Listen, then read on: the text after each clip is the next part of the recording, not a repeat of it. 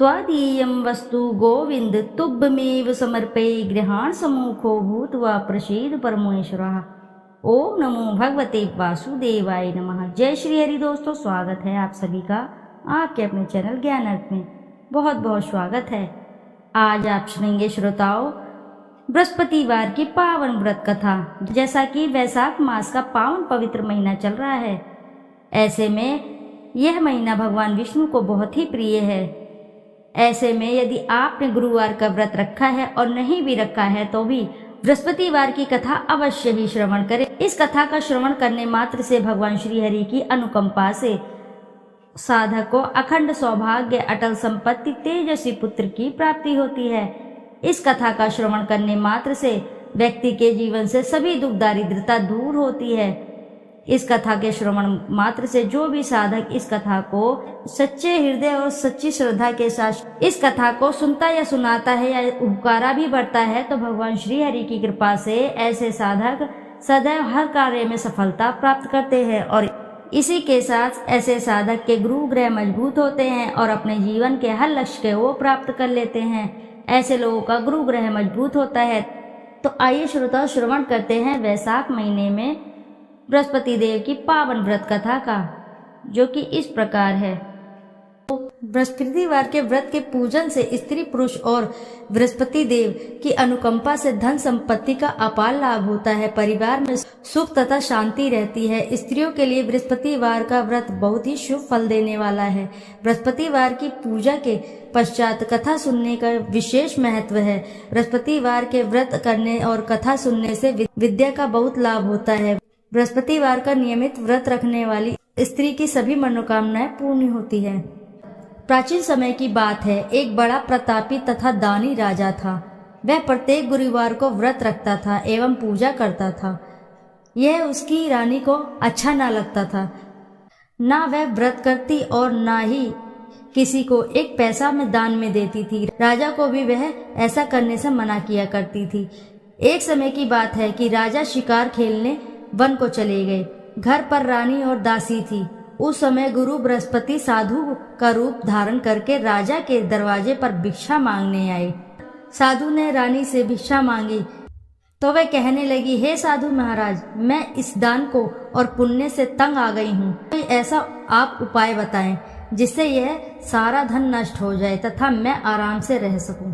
साधु रूपी बृहस्पति देव ने कहा, हे देवी, तुम बड़ी विचित्र हो। संतान और धन से भी कोई दुखी होता है। अगर तुम्हारे पास धन अधिक है तो इसे शुभ कार्य में लगाओ जिससे तुम्हारे दोनों लोग सुधरें। परंतु साधु की इन बात से रानी खुश नहीं हुई। उसने कहा, मुझे ऐसे धन की आवश्यकता नहीं जिसे मैं अन्य लोगों को दान दूं तथा जिसको संभालने में ही मेरा सारा समय नष्ट हो जाए।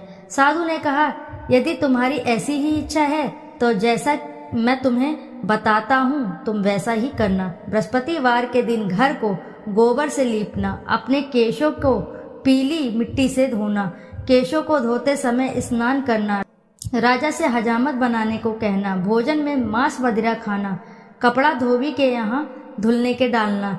इस प्रकार 7 बृहस्पतिवार करने से तुम्हारा सब धन नष्ट हो जाएगा। इतना कहकर साधु बने बृहस्पति देव अंतर्धान हो गए। साधु के कहे अनुसार करते हुए रानी को केवल 3 बृहस्पतिवार दिन ही बीते थे कि उसकी समस्त धन संपत्ति नष्ट हो गई। भोजन के लिए परिवार तरसने लगा। एक दिन राजा रानी से बोला, हे रानी, तुम यहीं रहो, मैं दूसरे देश को जाता हूँ क्योंकि यहाँ पर मुझे सभी जानते हैं, इसलिए मैं यहाँ पर कोई छोटा कार्य नहीं कर सकता। ऐसा कहकर राजा परदेश चला गया। वहाँ वह जंगल से लकड़ी काटकर लाता, शहर में बेचता। इस तरह वह अपना जीवन व्यतीत करने लगा। इधर राजा के बिना रानी और दासी दुखी रहने लगी।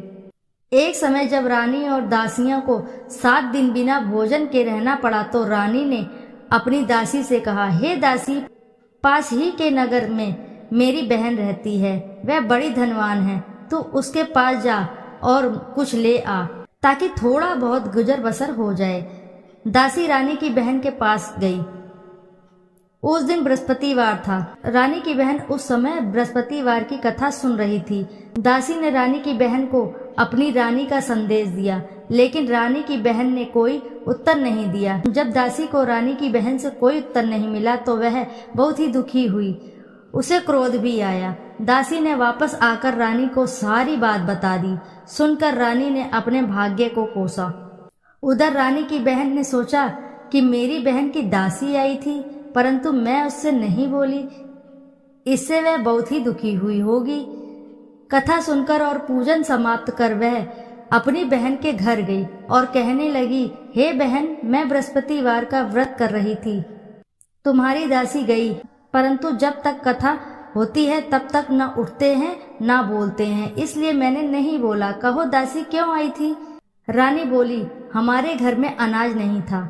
ऐसा कहते रानी की आंखें भर आई। उसने दासियों के समेत भूखा रहने की भी बात अपनी बहन को बता दी।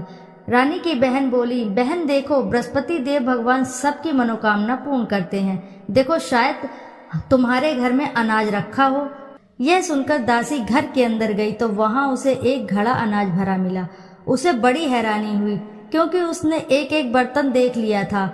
उसने बाहर आकर रानी को बताया। दासी रानी से कहने लगी, हे रानी, जब हमको अन्न नहीं मिलता है तो हम व्रत ही तो करते हैं, इसलिए क्यों न इनसे व्रत और कथा की विधि पूछ ली जाए, हम भी व्रत किया करेंगे। दासी के कहने पर रानी ने अपनी बहन से बृहस्पतिवार के व्रत के बारे में पूछा। उसकी बहन ने बताया, बृहस्पतिवार के व्रत में चने की दाल और मुनक्का से विष्णु भगवान को केले की जड़ में पूजन करें तथा दीपक जलावें, पीला भोजन करें तथा कथा सुने। इससे गुरु भगवान बृहस्पति प्रसन्न होते हैं, मनोकामना पूर्ण करते हैं। व्रत और पूजन की विधि बताकर रानी की बहन अपने घर लौट गई। रानी और दासी दोनों ने निश्चय किया कि बृहस्पति देव भगवान का पूजन जरूर करेंगे।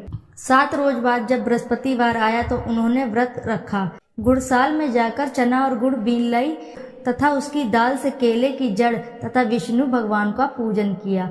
अब पीला भोजन कहाँ से आए? दोनों बड़ी ही दुखी हुई, परंतु उन्होंने व्रत किया था, इसलिए बृहस्पति देव भगवान प्रसन्न थे।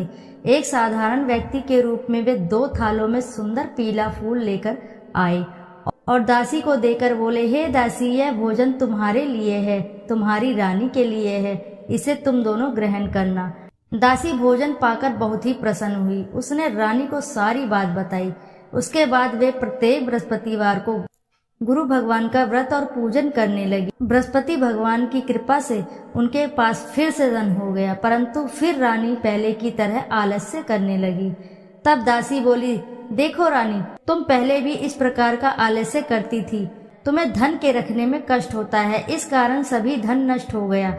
अब गुरु भगवान की कृपा से धन मिला है तो फिर भी तुम्हें आलस्य आ रहा है। बड़ी मुसीबतों के बाद हमने यह धन पाया है, इसलिए हमें दान पुण्य करना चाहिए। अब तुम भूखे मनुष्य को भोजन कराओ, प्याऊ लगवाओ, ब्राह्मणों को दान दो, कुआं, तालाब, बावड़ी आदि का निर्माण करवाओ, मंदिर पाठशाला बनवाकर ज्ञान दान दो, कुंवारी कन्याओं का विवाह करवाओ, अर्थात धन को शुभ कार्यों में खर्च करो, जिससे तुम्हारे कुल का यश बढ़े और स्वर्ग प्राप्त हो और पितृ प्रसन्न हो। दासी की यह बात सुनकर रानी शुभ कर्म में लग गई। उसका यश फैलने लगा। एक दिन रानी और दासी आपस में विचार करने लगी कि ना जाने राजा किस दशा में होंगे। उनकी कोई खोज खबर भी नहीं मिली। उन्होंने श्रद्धा पूर्वक गुरु बृहस्पति भगवान से प्रार्थना की कि राजा जहाँ भी हों शीघ्र वापस आ जाएं। उधर राजा परदेश में बहुत दुखी रहने लगा। वह प्रतिदिन जंगल से लकड़ी बीन कर लाता और उसे शहर में बेचकर अपने दुखी जीवन को बड़ी कठिनता से व्यतीत करता।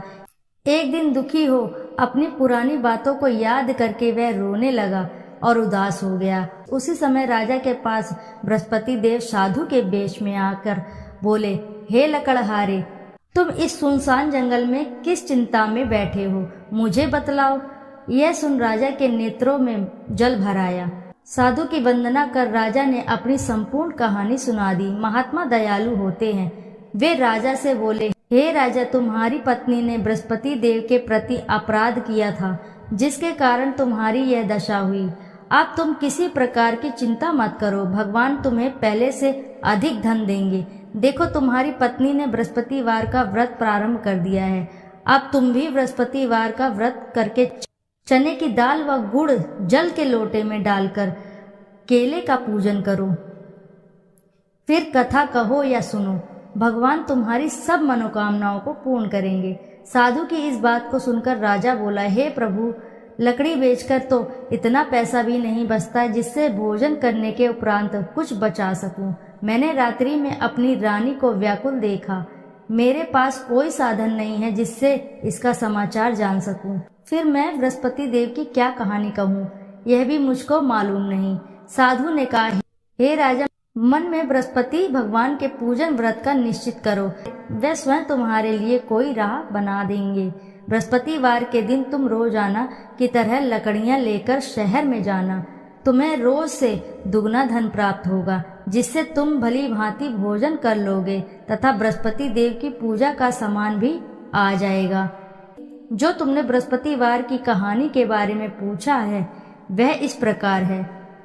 प्राचीन काल में एक बहुत ही निर्धन ब्राह्मण था। उसके पास कोई संतान नहीं थी। वह नित्य ही पूजा पाठ करता। उसकी स्त्री न स्नान करती और न ही किसी देवता का पूजन करती। इस कारण ब्राह्मण देवता बहुत दुखी रहते थे। भगवान की कृपा से ब्राह्मण के यहाँ एक कन्या उत्पन्न हुई। कन्या बड़ी होने लगी। प्रातः स्नान करके वह भगवान विष्णु का जप करती, बृहस्पतिवार का व्रत भी करने लगी। पूजा पाठ समाप्त कर वह पाठशाला जाती तो अपनी मुट्ठी में जौ भर कर ले जाती और पाठशाला जाने के मार्ग में डालती जाती। लौटते समय वह जौ स्वर्ण के हो जाते तो उनको बीन कर घर ले आती। एक दिन वह बालिका सूप में उन सोने के जौ को फटकार कर साफ कर रही थी कि तभी उसकी माँ ने देख लिया और कहा, हे बेटी, सोने की जौ को फटकने के लिए सोने का सूप भी तो होना चाहिए। दूसरे दिन गुरुवार था। कन्या ने व्रत रखा और बृहस्पति देव के सोने का सूप देने की प्रार्थना की। बृहस्पति देव ने उसकी प्रार्थना स्वीकार कर ली। रोजाना की तरह वह कन्या जौ फैलाती हुई पाठशाला चली गई। पाठशाला से लौटकर जब वह जौ बीन रही थी तब बृहस्पति देव की कृपा से उसे सोने का सूप मिला। उसे वह घर ले आई और उससे वह जौ साफ करने लगी, परंतु उसकी माँ का वही ढंग रहा। एक दिन की बात है, कन्या सोने के सूप में जौ साफ कर रही थी। उस समय उस नगर का राजकुमार वहां से निकला। कन्या के रूप को देखकर वह मोहित हो गया। राजमहल आकर वह भोजन तथा जल त्याग कर उदास होकर लेट गया। राजा को जब राजकुमार द्वारा अन्न जल त्यागने का समाचार ज्ञात हुआ तो अपने मंत्रियों के साथ वह अपने पुत्र के पास गया और कारण पूछा। राजकुमार ने राजा को उस लड़की का घर पता बताया।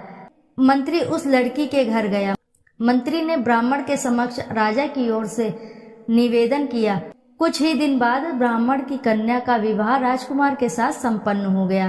कन्या के घर से जाते ही ब्राह्मण के घर में पहले की भांति गरीबी का निवास हो गया।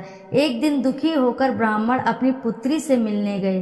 बेटी ने पिता को अवस्थ अकोर देखा और अपनी माँ का समाचार पूछा। ब्राह्मण ने सभी हाल कह सुनाया।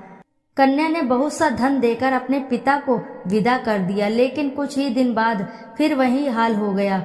ब्राह्मण फिर अपनी कन्या के पास गया और सभी हाल कहा तो पुत्री बोली, हे पिता, आप माता जी को यहाँ ले आओ, मैं उन्हें ये विधि बता दूंगी जिससे गरीबी दूर हो जाए। ब्राह्मण देवता अपनी स्त्री को साथ लेकर अपनी पुत्री के पास राजमहल पहुँचे तो पुत्री अपनी माँ को समझाने लगी, हे माँ, तुम प्रातः काल स्नान आदि करके विष्णु भगवान का पूजन करो, तब सब दरिद्रता दूर हो जाएगी। परंतु उसकी माँ ने उसकी एक भी बात ना मानी।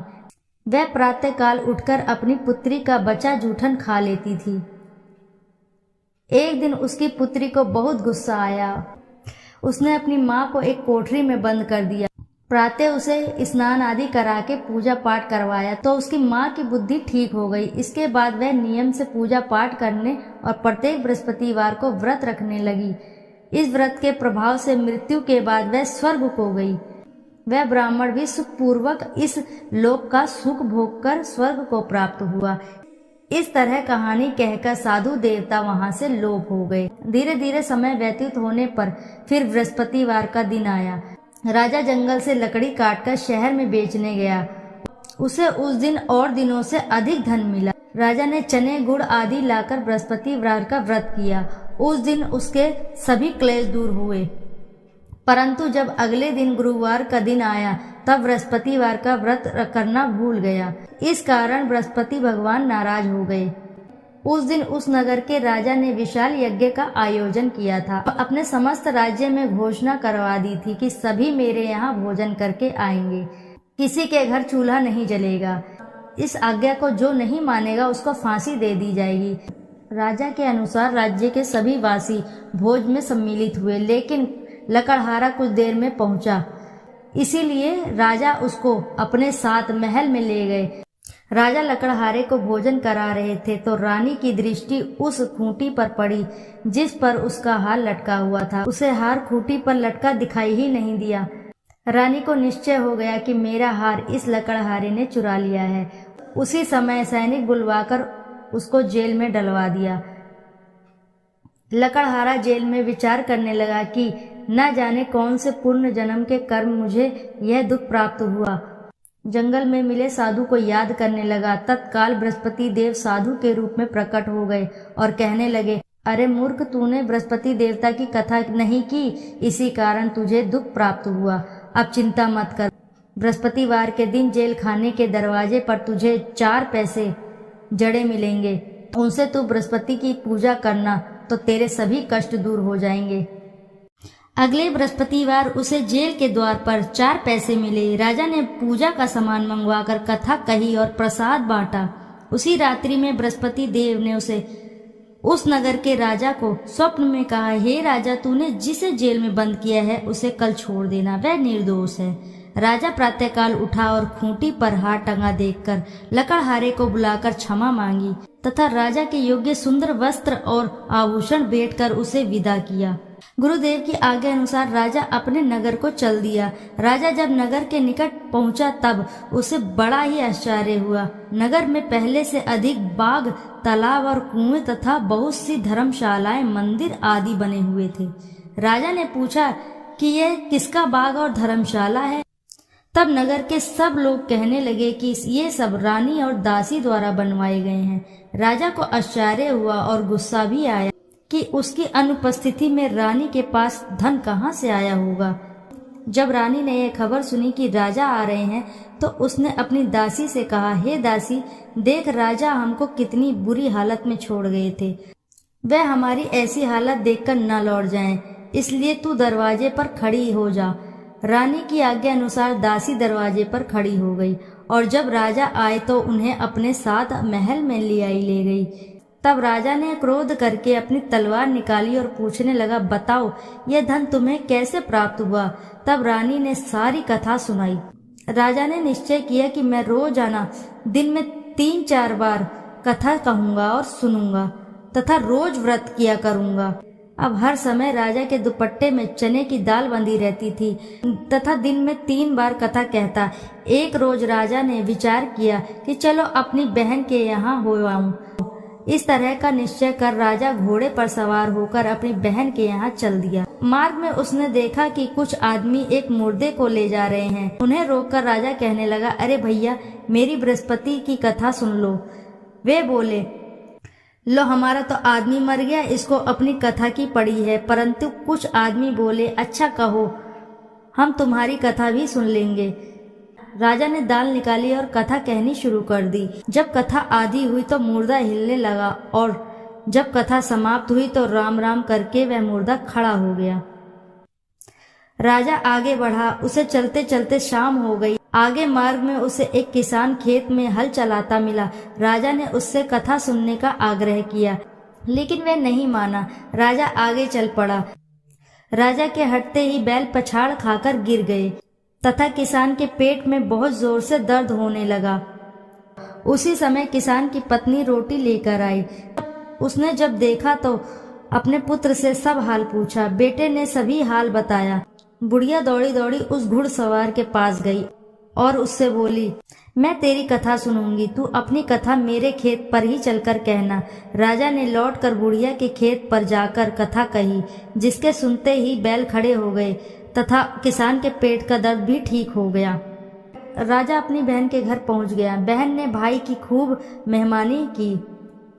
दूसरे रोज प्रातःकाल राजा जागा तो वह देखने लगा कि सब लोग भोजन कर रहे हैं। राजा ने अपनी बहन से जब पूछा ऐसा कोई मनुष्य है जिसने भोजन नहीं किया हो, जो मेरी बृहस्पतिवार की कथा सुन ले।